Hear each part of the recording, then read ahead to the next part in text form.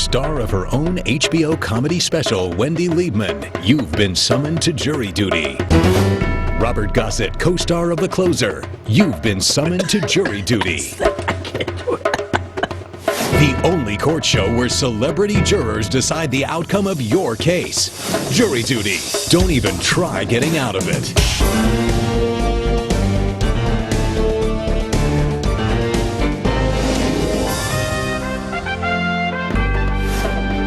All rise. Ladies and gentlemen, the Honorable Judge Bruce Cutler presides. Sergeant, good to see you, and a nice-looking jury there. Nice to see you. And I welcome everyone to jury duty, so please be seated, and let's see what's on the docket today. Before we do that, I just want to mention in jury duty, the jury decides the case, if they can decide unanimously for one party or the other. If they can't, if they're divided, I decide. That's just the rules and how we do things. I understand this is a case about golf ball and a recreational vehicle. A golf ball hitting a recreational vehicle, breaking the fiberglass on the recreational vehicle. That's the long and short of it.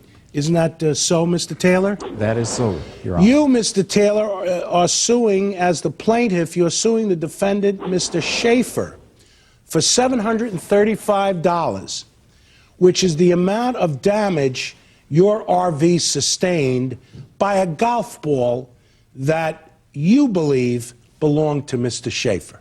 Yes, Your That's Honor. really in a nutshell, that the defendant Shafer allegedly hit plaintiff Taylor's very fancy and beautiful RV with a golf ball, thereby breaking the fiberglass exterior and damaging the vehicle. How could you do such a terrible thing, Mr. Shafer? I didn't. I know. That's what you say, and I agree with you.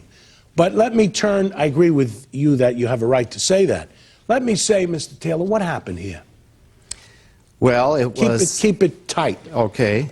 It occurred on Sunday, the day before the Labor Day holiday of '06, and the time was between 7 and 7:30. It was dusk. I was seated at the rear of my motor coach in a chair, observing the beautiful view that I have from my lot, and I noticed people on the golf course.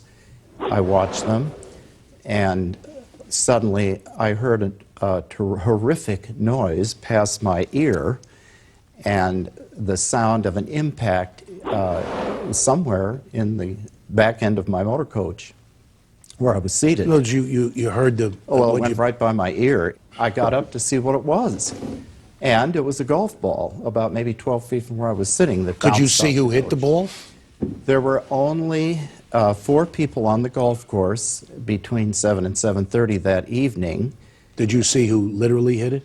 Yes, they were the only people. The only Jurors, people. that's what we call a circumstantial case, meaning Mr. Taylor will say to you, I didn't see Mr. Shafer hit the ball, but from what I deduced from what I did see, I believe he did hit the ball. It's called circumstantial evidence. Just keep it in mind for your deliberations. Go ahead. This family of 4 were the only people on the golf course between 7 and 7:30 dusk, which is in violation of the rules of the golf course to begin with. Did you confront the defendant, I went over, Mr. Taylor? Yes, Your Honor. I went over, picked up the ball, and they were the only people on the golf course, and I walked to them. At first, it was complete denial, saying that it must have been someone else. All right. I said, that would be fine, but where is the someone else? You're the only ones on the course. And then what happened? No one else is on the course. So there was quite a bit of arguing over that and denial. In fact, Mr. Shafer became very aggressive, and I was somewhat fearful for my safety and well-being since he had 2 iron golf. Well, he was probably defensive. And Mr. Shafer, you were angry because you felt you were wrongly accused. I was angry because I was wrongly accused of something in front of my children. Feeling. As a criminal defense lawyer, I know that feeling, to be wrongfully accused. You can be wrongfully accused. I was being called a liar in front of my kids. That's true. And I was being followed back to my trailer because I left the green. I was done with this guy. So I left the green, going back to my trailer, just leave me alone. We didn't do anything. Do you think it's possible that one of your family members may have hit the ball that damaged the plaintiff's vehicle? It's absolutely impossible. I have a map here. Impossible. Impossible. All right. Because I was there. Okay. So, Mrs. Shafer, you're here as well, and you're a witness. You can step forward. You look good here today. What are you a witness to, Mrs. What Shafer? I'm a witness to is I was out there golfing, and he comes out, and we're already on the green, and he says that he was inside of his trailer, and he heard a golf ball. Whizzing by. Yes. No, not whizzing. He heard it. He was inside his trailer. I see. He heard You mean it. Mr. Taylor said that? He told us that, yes. All right, And he so comes out, and he finds a golf ball laying by his trailer, and he picks it up, and we're out there on the green, and he's like, oh, it must be you. So he walks around the lake, and he confronts us, and he shows us the ball, and it was a Nike 3. Wow. So we say, Mr. Taylor, please look at what we're playing with. We had no Nike balls at all. Please come back to our trailer. That's a brand name, a Nike 3? A Nike 3 was what he showed us, and I have it documented. Mrs. Shafer, did you offer to pay did for not. it? All right. I took his name and number to stop the arguing because it was getting very, very heated. How can you be so sure, Mr. Taylor? Stay with me for a minute and put animosity aside. How can you be so sure that it was the Shafers? How can I'm just saying, how can you be so sure? I was sitting outside. I was not inside. I heard the ball go by my head and hit the back of my coach. Did Mrs. Shafer ever volunteer to pay for the damage? Well, that's an important point. Just did she or didn't she? They did. That's all I want to know. They certainly did. Mr. Taylor, I just want to know that, but go ahead. And they gave me their address and their telephone number as to where to send the bill, which I did. And the reason that was given is because it was getting so heated that to pacify you, here's my number. Do you look at that, Mrs. Shafer, as an admission of culpability? Oh, absolutely not. No, do you look at it, Mr. Shafer, as an admission of culpability, offering to pay? Really what you're doing is looking to put out the fire. Exactly. Sergeant Hugh is a fire marshal, so he can understand.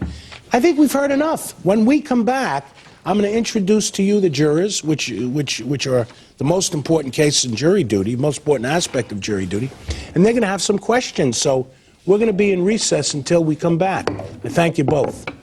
Coming up, a brazen statement sheds new light on the case.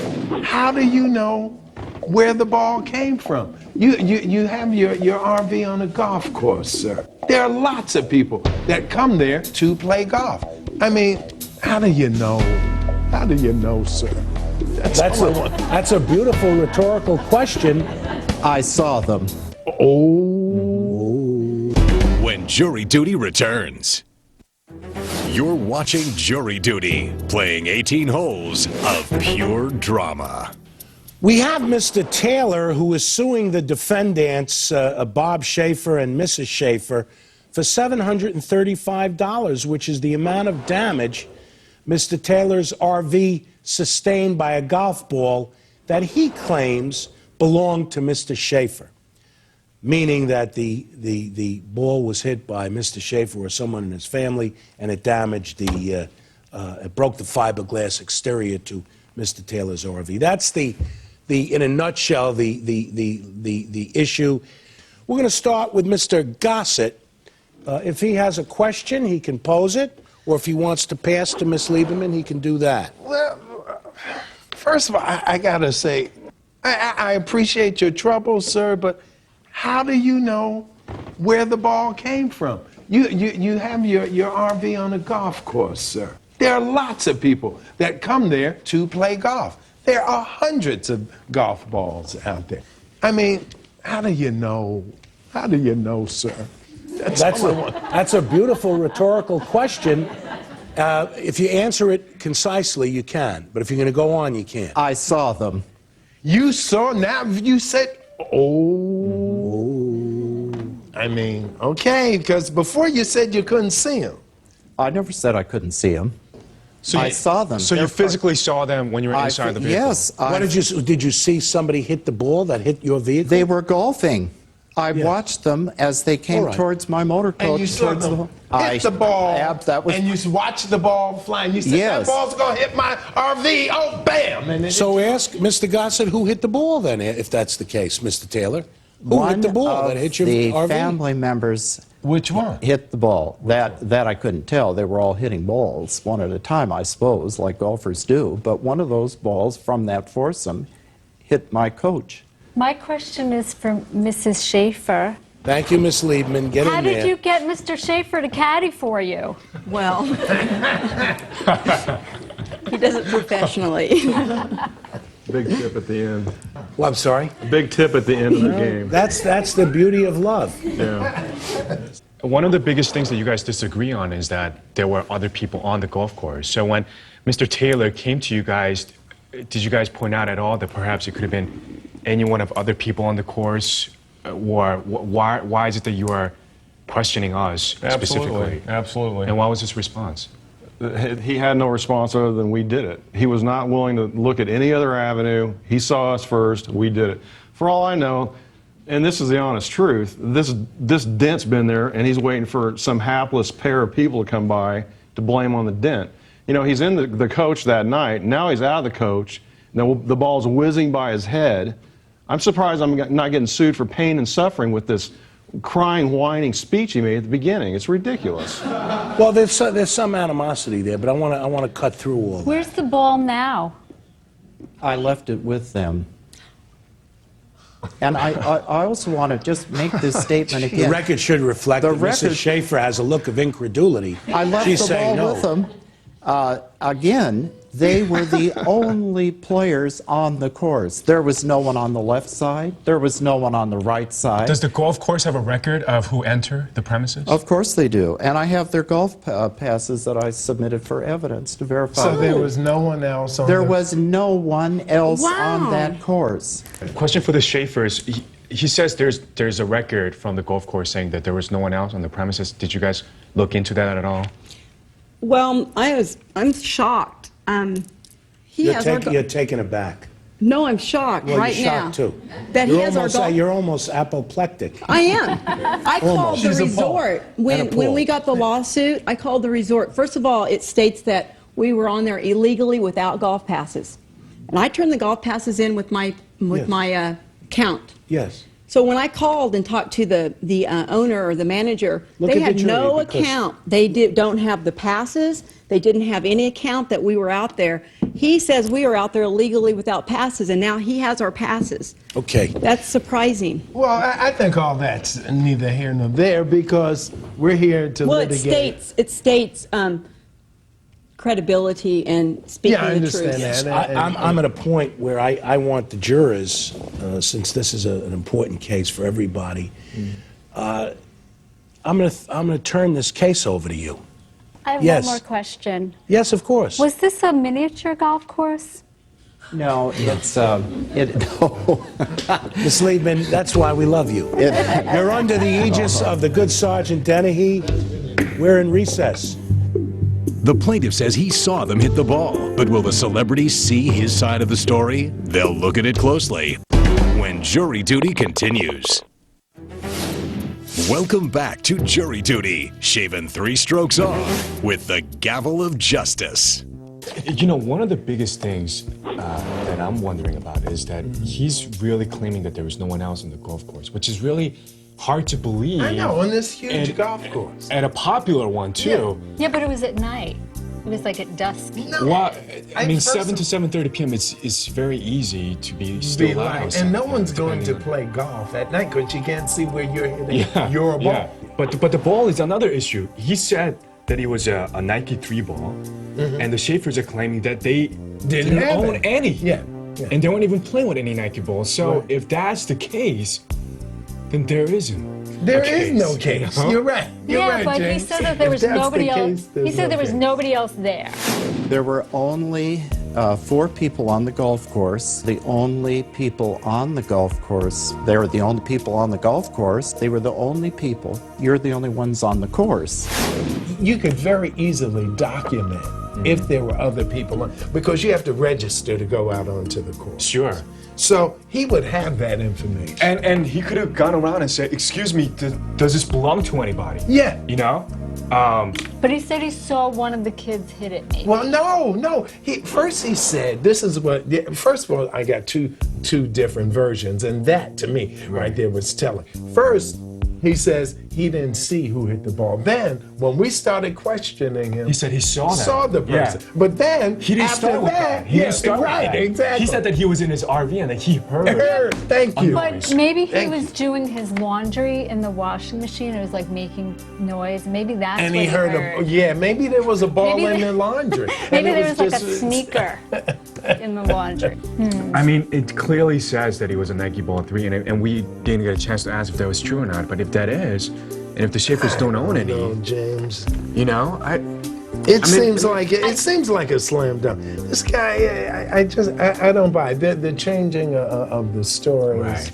You know, there's Yeah. no real proof here. right. We do have a note saying that they Where's did the note? volunteer to pay, and the question is then why did the Shafers offer to pay if Well, they were I think, responsible? as she said, they were just like it got really heated. Yeah, So They just wanted to she put out the would- fire. Yeah, she Yeah. just didn't know Let's what get else this to over do. with. You have your kids And they there. seem like nice people, right? Yeah. You don't want to be arguing You know, with somebody okay, in yeah, front you of your think I'm kids. responsible there? Okay, then Right. whatever. Yeah. Where is the note, though? Okay, so then what's the Is this bottom line note? here? What does it come Yeah, down what to? does it come down to?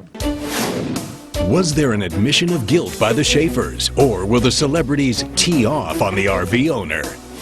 Find out in the verdict next on Jury Duty. You're watching Jury Duty. Don't even try getting out of it. Well, jury, welcome back. And have you reached a unanimous verdict in this case? We have, Your Honor. Thank you very much, and it was good hard work, I'm sure. Miss Liebman, would you present the verdict form to Sergeant Dennehy? He is so hot. Thank you, Miss Liebman. All right. His calm wife down. is coming to California today, so we can't say that in the afternoon, though. Now, I want you to know, and I want to thank you both, all of you, Mr. Taylor and the Shafers. You've both been, all of you, been wonderfully cooperative and helpful. The jury has reached a unanimous verdict, and in jury duty, that means what they say goes. So let me open it up, and I will give you their verdict.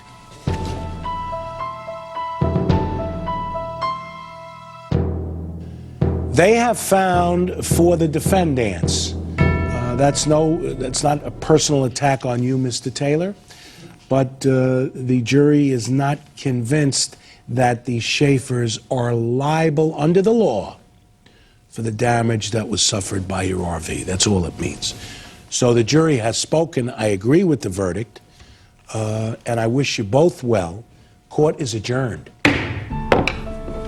The jury has ruled for the defendants, Bob and Karin Shafer. The plaintiff, John Taylor, has lost the case. The idea that there was no one else on the golf course and it was just kind of hard to believe for me. That proof, the point wasn't completely proven, and that's what was issue at hand for me. Can we talk? I mean, can we talk here? First, the guy didn't see who hit the ball. Then he did see. He's in the back of the van or whatever, the RV or the motor coach or whatever we want to call it. And then, I mean, it was too much. I think Mr. Taylor should take his ball and go home. Why anyone would play golf in the first place is beyond me. But aside from that, Sergeant Dennehy, he is hot. Today's show has been brought to you by the German-engineered Eurogrand digital piano blends hand craftsmanship with state-of-the-art technology to recreate rich concert hall tone. The black lacquer finish adds a touch of class to any decor. Behringer, just listen.